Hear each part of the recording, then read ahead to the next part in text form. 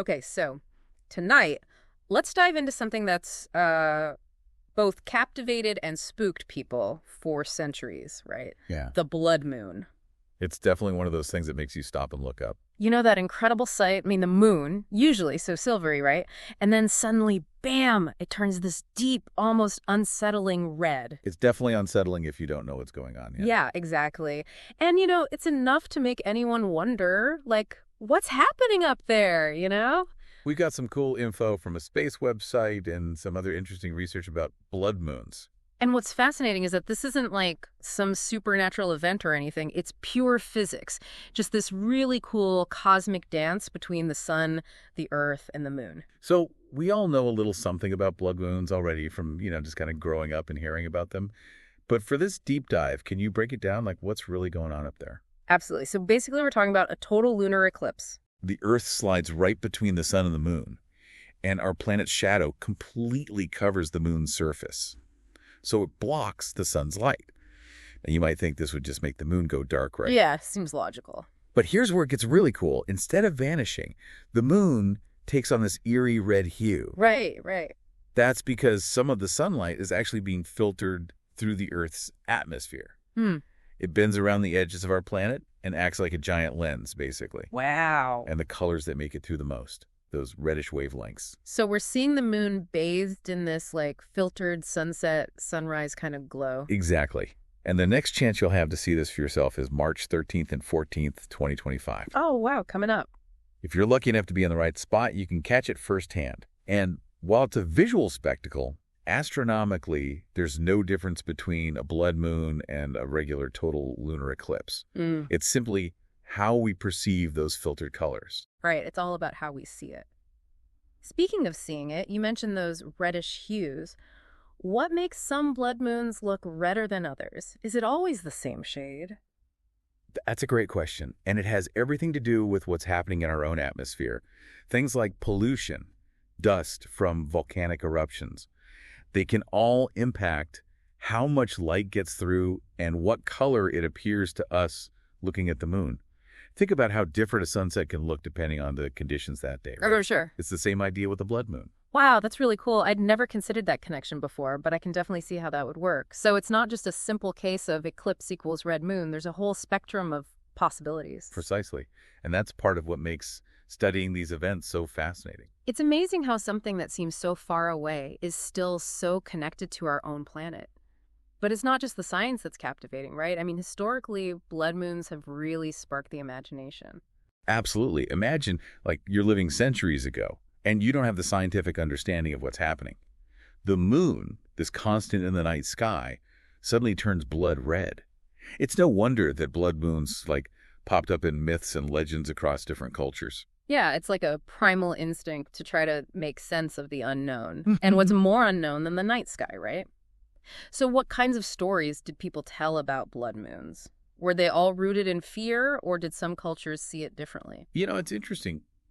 While a lot of cultures did associate the blood moon with bad omens, angry deities, that kind of thing. Right. Others wove it into their mythology as a symbol of change or upheaval. Not necessarily negative, but definitely powerful. Okay. For instance, in some Native American cultures, the lunar eclipse was seen as this time when the balance of nature was disrupted. So called for, rituals and ceremonies to kind of restore that balance, restore that harmony. That's a really interesting perspective. Not just fear, but this sense of needing to, like, understand these celestial events and work with them. It's like they were trying to find their place within the cosmos. Exactly, yeah. And then on the flip side, you have cases where someone used those beliefs to their advantage. Okay, now you're talking about Christopher Columbus, right?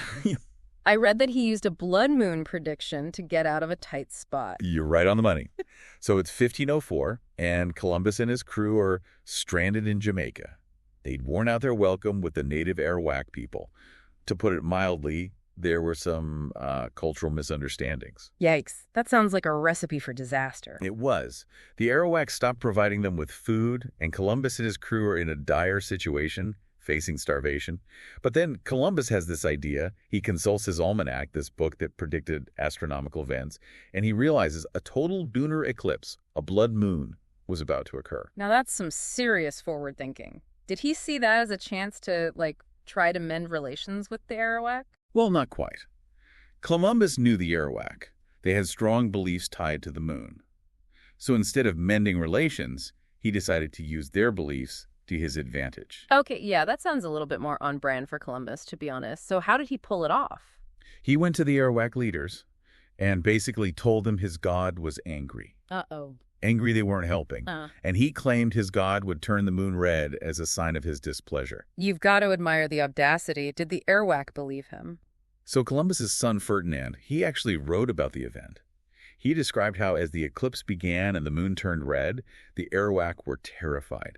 They totally bought it, believed Columbus had these supernatural powers. Wow. And they pleaded with him to intercede with his god on their behalf. I mean, and Columbus being Columbus, I'm guessing he saw this as his chance to, regain some control over the situation. Exactly. He told them that he'd plead with his god, but only if they agreed to provide him and his crew with food and supplies.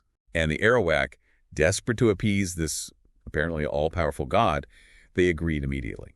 Wow, so a blood moon essentially saved Columbus and his crew. That's one for the history books. You gotta wonder what the Arawak made of it all when the moon eventually returned to its normal color, though, right? Right. Talk about a power move by Columbus, though. Seriously. It really makes you think about how these celestial events, which, we can now predict and explain scientifically, we know what's going on, they were once interpreted in such dramatically different ways. Right.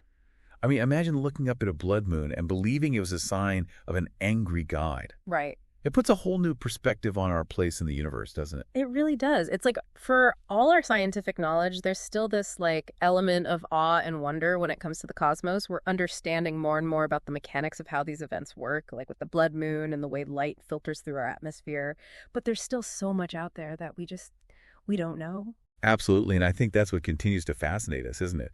The universe is full of mysteries, and each, discovery we make just opens up more questions, more possibilities. Speaking of possibilities, we mentioned earlier that the next blood moon is happening in March 2025. If you could, fast forward to that date, what do you think would be the most mind-blowing thing about someone from, say, Columbus's time witnessing that event today? That's a great question. I think what would blow their mind the most is our ability to not just predict these events down to the minute, but to understand exactly what's happening. It's not magic, it's not some, supernatural occurrence, but it's the predictable movement of celestial bodies. It'd be a complete shift in their understanding of the world and our place in it. And maybe even make them reconsider some of their assumptions about the divine, too. Perhaps, yeah. It's fascinating to think about. It really is. Well, on that note, we've reached the end of our deep dive into the blood moon.